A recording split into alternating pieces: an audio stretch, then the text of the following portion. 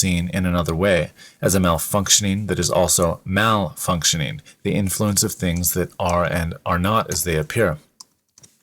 Let us return to Brenda Hillman and consider another poem that plays with tranquility and creepiness, this special blend that I take to be a hallmark of environmentality. Hillman's Styrofoam Cup updates Keats' Ode on a Grecian Urn in an age of styrofoam cups. This is more like a Keatsian poetic tactic. Can one make a thing that is so dense, not complicated but so much itself that it melts the reader with pleasure weaponry? Instead of working with the subject end of things, one is working with the object end. This tactic seems like commodity fetishism, from the words Worthian point of view. According to this Keatsian tactic, the object is to make a poem that is a Grecian urn, to force a verbal thing to approach something non-verbal, like a styrofoam cup, which is Grecian, since styro is a Greek term that means firm or upright. To do so is to bring up the environment because styrofoam cups degrade for 500 years. Disconcertingly, they are much more long-lived than I am. Can I make a styrofoam cup out of the Grecian urn? A really cheap version, yet a version that strangely acknowledges its long-lasting place in the canon, while suggesting the realm of human waste that far outlasts the human. Let us take the first line, thou still unravished bride of quietness, and cause it to malfunction. Oh, let us do that. No question mark. And let us include the crumpled cup, the 40 space of the cup as world tube. Okay. So here's the poem. Thou still unravished, thou bride, thou unstill, thou unravished, unbride, unthou, unbride. Since hammers and cups and flowers and algorithms are people, are weird and secret, instead of trying to upgrade my ideas of my ideas, the poem goes straight to the object and makes a sort of black hole. This tactic evokes beauty, by which I mean the footprint of a thing in me, unconditional rather than empirical. It's non-conceptual. I can't identify what in the things is the active ingredient of its beauty. Thus, beauty is oddly related with some kind of disgust.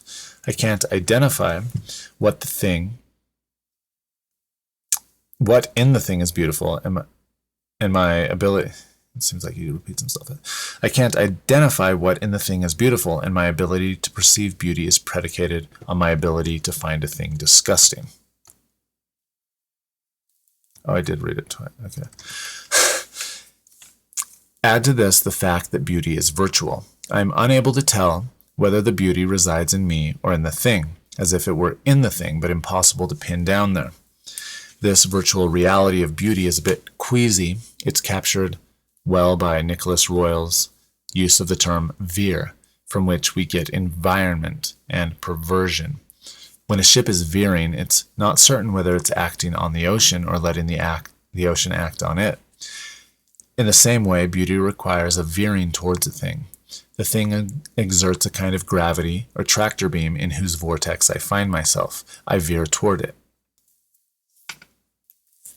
The aesthetic dimension says something true about causality in a modern age. I can't tell for sure what causes and effects are without resorting to illegal metaphysical moves. Things exert influences on one another such that they become entangled and smear together.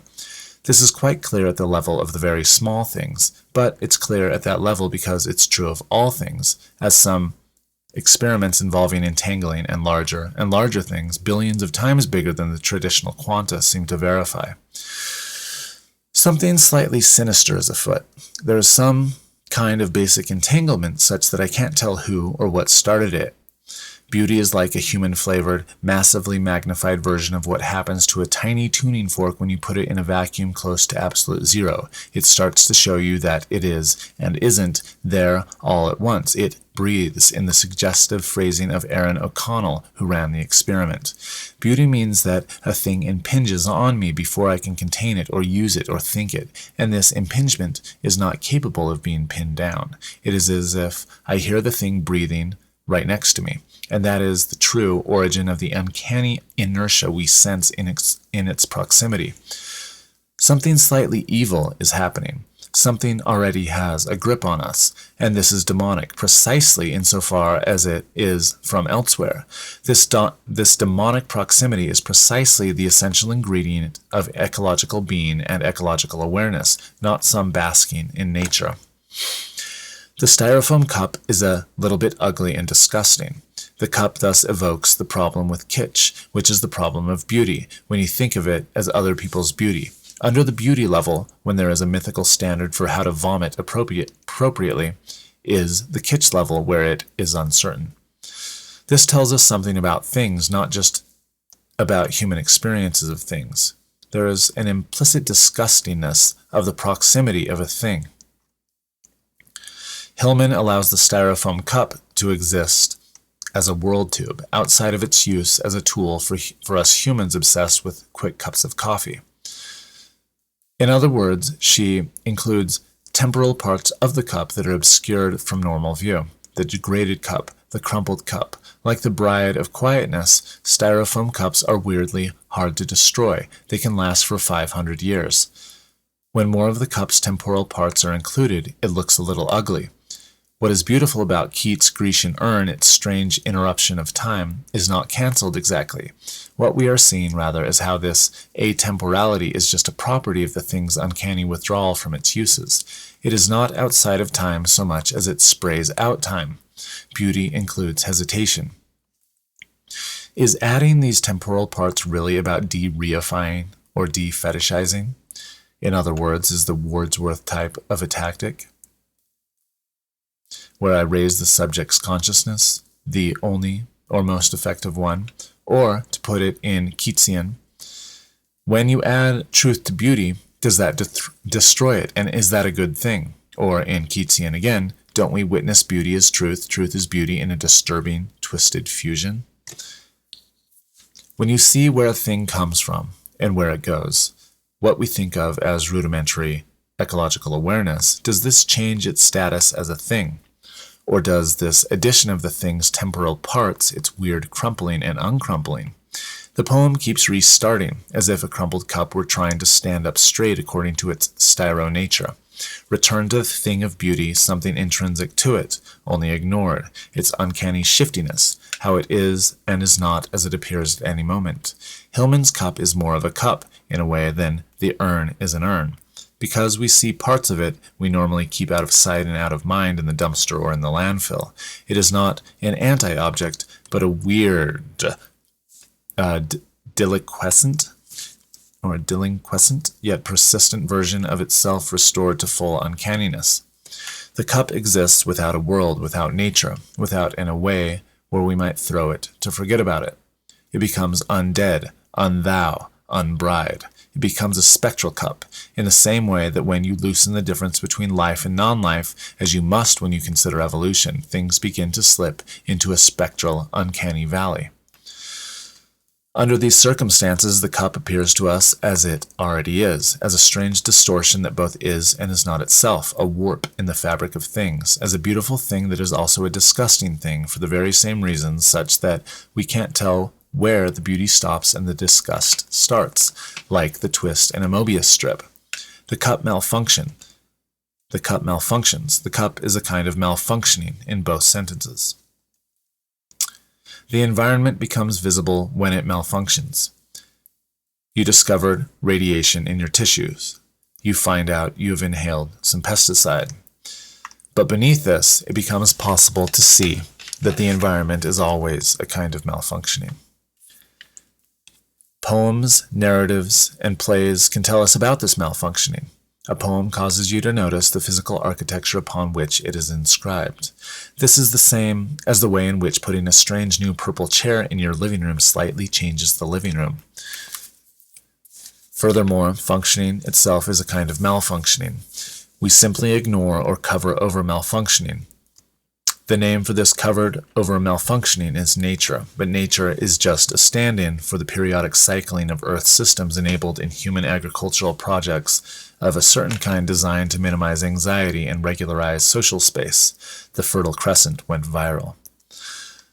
So ecological awareness is not realizing that we have fallen from a state of nature into some perverse, twisted space. The space was always perverse and twisted, and now we are noticing that. Perverse comes from the same root as environment, the term vir, which has a suggestive range of meanings. The old term for this twistedness is the web of fate, otherwise known as Jormungandr, or Midgard serpent, or the many-headed hydra. It is fundamentally twisted because there is an irreducible, real, but not clean or thin or obvious gap between being and appearing.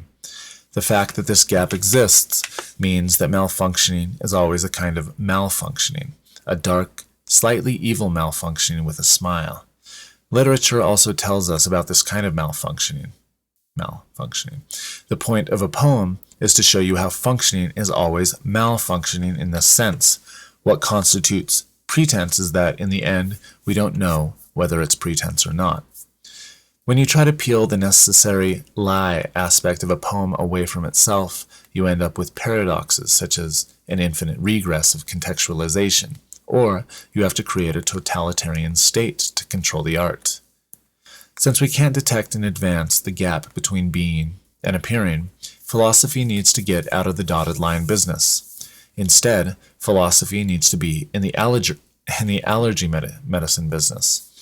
Ecological philosophy means accommodating ourselves to a greater and greater range of beings at a greater and greater range of scales, some of which are sentient, some of which are not, some of which are alive, some of which are not.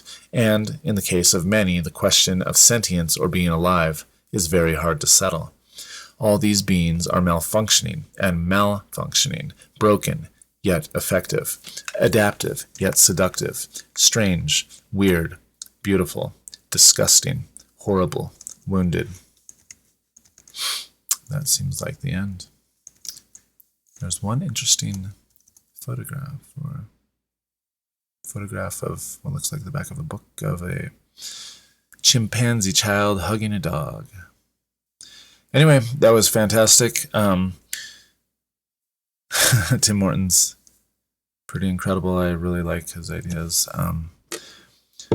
Functioning and malfunctioning still seem to me like a human judgment, so I'm not sure how you can objectively put these